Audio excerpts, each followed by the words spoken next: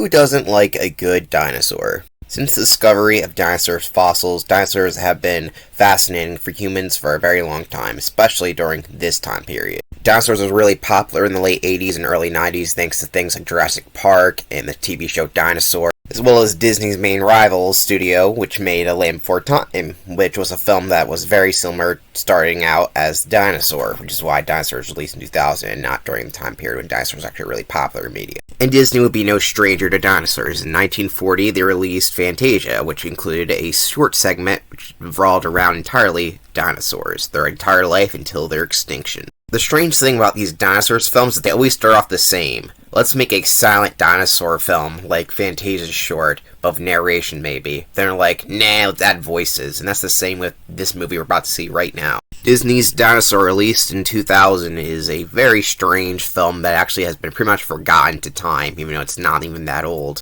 Compared to previous Disney films, you can see there's definitely a big difference between this thing and the other film. This will be Disney's first ever completely CGI film. Kind of. The backgrounds are not CGI. A bunch of people filmed the locations for them to animate dinosaurs over, and they try to make CGI realistic creatures, but it failed. Let's get this out of the way. Dinosaur looks like shit. Does this look like it's really there? No. The textures look like crap, and the monkeys they put in look even worse. Don't even put monkeys in your dinosaur film if you can't get the fur texture right. Pretty much the main reason this was done is like showcasing a tech demo. Look what we can do, and sometimes it looks fine. Like some of the other dinosaurs shot from afar with certain lighting look okay. But whenever these guys are close in the frame, it looks like crap. The main dinosaur looks like really weird, like compared to the other ones. Like, why is this guy the main character if he looks worse than the other dinosaurs? Shows a different dinosaur, shouldn't you there, pal? Like I said, the monkeys look particularly really bad. Like, geez Louise, this does not hold up at all. It's no surprise when this film was initially conceived in 1988 that was going to be a stop-motion film that was pushed back for a while until we got whatever this is. Even modern-day Disney knows how ugly these character designs are. They actually purposely made the character very little in the recently released Once Upon a Studio, which has all the animated characters. It's all the way in the back. Like, and they actually, one of the notes where the character is, please don't show the character close up. Like, they're embarrassed by this dinosaur and its monkey friends. They literally have every character here. They're like, don't put the dinosaur up close. I shot this in a video. You can look it up. They have notes like, don't bring this dinosaur up close. I mean, it's a shame because, to be honest, this film isn't really bad, it's just okay. So it's about, like, an egg of an iguanodon who gets stranded, pretty much. And it's raised by monkeys, I guess. I looked up, did monkeys even exist around dinosaurs? And apparently they did, kind of, but not really, so who the hell knows, who cares? And the one monkey dad wants to kill the baby because it looks like an abomination, but then he decides not to because it pees on him.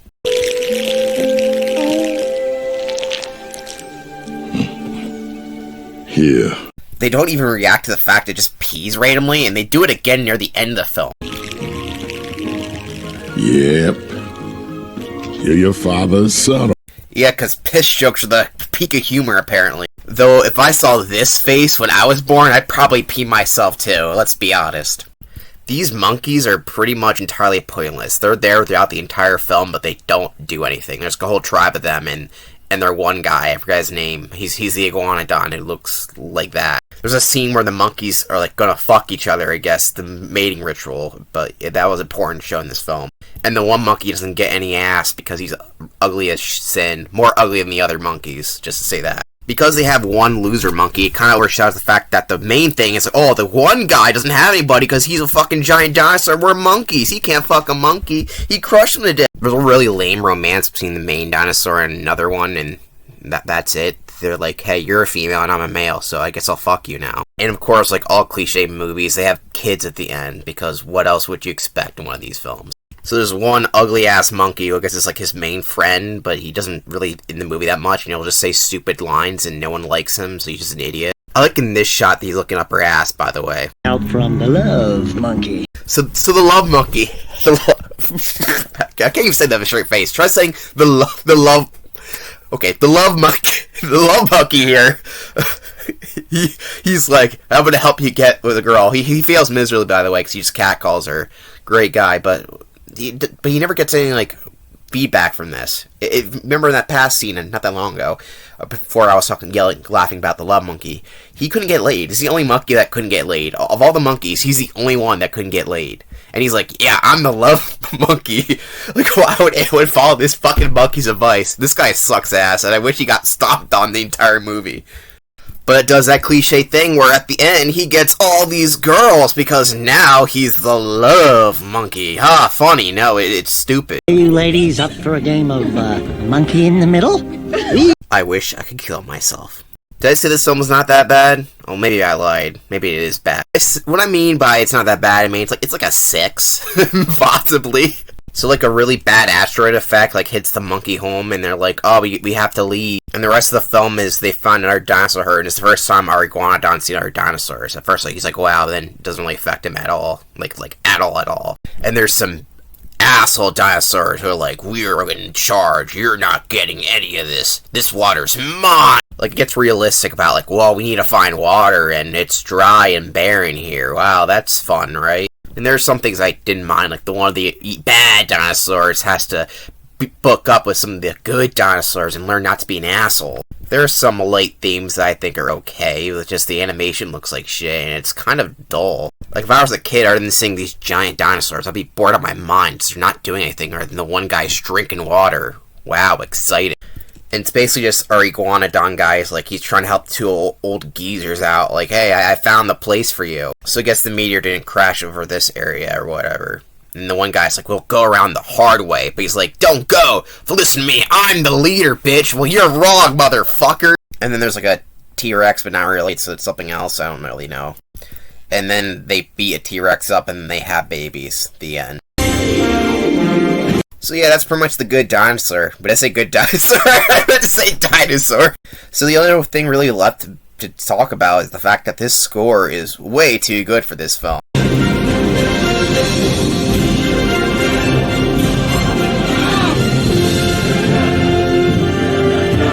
James Newton Howard went way too hard in a score about a dinosaur film with a love monkey in it. But hey, it sounds great, so I recommend listening to the score over watching the movie. If you like looking at really early rough CGI or just like dinosaurs, I guess, you'll probably think this is fine.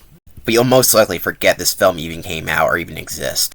This is definitely a rough transition into 3D for Disney. The film did okay upon release. Some scientists thought the lemur shit was non-accurate to history. I mean, of course it is. And one of the guys who originally pitched the idea thought the film was fucking awful, which is actually really funny to think about. But overall, it did okay. It did like a 65% rating-wise, and it made its money back with nothing spectacular. And since then, Dinosaur has been a pretty much forgotten realm of Disney history. There was a Dinosaur game released for PlayStation 1 and Dreamcast as well as PC called Dinosaur, where you're just running around an open world and trying to maneuver it. And you also get control of a pterodactyl, which is interesting, since really there is no pterodactyls in the movie. I mean, there is, but only in the opening scene, so just having it be one of the main playable characters is very strange. This game honestly looks incredibly janky. I mean, look at this thing. Does this look like it's fun to play? No. And the game was released on the Game Boy Color. As you can see, it looks mostly similar to the PS1 game. Oddly enough, the PS1 game is also on PS2, but it looks exactly the same, so that's a really shitty job there, people. Didn't even make a new game for the next generation. Oh well, here you are, Dinosaur on the Game Boy Color. But wait, there's more. There's a Dinosaur activity game. We get to see the Love Monkey explain how to play a game. My favorite character. Oh, Becky Head! So yeah, it's, you know, a collection of mini-games based on everyone's favorite film, Dinosaur. I love the cover of this game. You get the main character screaming in agony at you. Like, what the hell are they thinking of this cover? That's just awful. Like, what the fuck? If something about this movie seems familiar to you, but you can't put your finger on it, it's probably because you rode the ride Dinosaur at Animal Kingdom. Originally titled as Countdown to Extinction, the last second, like, we're rebrand this to Dinosaur. So it really has nothing to do with the film, other than the fact the main guy is outside the building, and this ride apparently has a short window left for you to ride it, because apparently it's getting rethemed to be Indiana Jones theme, so keep that in mind. The ride pretty much has nothing to do with the film, really, as you're researchers going back in time to try to find an iguanodon, or you're also being chased by other dinosaurs here with animatronics. It's actually a very well constructed ride. obviously was not intended to be a dinosaur theme. It's because it has really nothing to do with the dinosaur film, other than, oh, look, here's one of them. You're basically in the dark. It's better in cars in person. It's hard to get film footage of something that's very dark like this. But it's a simple dark ride, but your car does move up and down and make it feel like you're going through rough terrain, but not really. So it's a very cool ride, and if you go to Animal Kingdom, it's definitely one of the better rides there. Let's get to the rankings. As you can see here, I put one of the villains here, because his lieutenant guy definitely wasn't that bad near the end. And the other ones are just T-Rexes, basically. They're Carnotaur or something like that, who cares? They're just act like generic dinosaurs that don't talk, and they're evil. This guy, Braun here, as I believe his name is, he's evil! Because he drank water before the little children. And yeah, he's there. He sucks. Anyway, the last part of the Dinosaur review is the ranking. Dinosaur is going into the D tier with a 6 rating, and I don't think anyone will be shocked to say that. And I'm actually probably ranked it higher than a lot of people might have thought. Like, wait, it's over The Fox and the Hound and Bambi and 101 Dalmatians? Yeah, I'm not a big fan of those films. Sorry. You can see I prefer to most Disney films, but, you know, D tier isn't bad necessarily. It's just, Honestly, Rescuers might even belong in E tier for all I know. Anyway, yeah, Dinosaur, not much to say about it. The poster looks better than the rest of the film, to be honest. It's a nice poster. I'll admit, it's better than that Activity Center cover. Like, what were they thinking of that? Anyway, we're into the post-Renaissance era, or as I like to call it, the experimental age of Disney, really. Proper.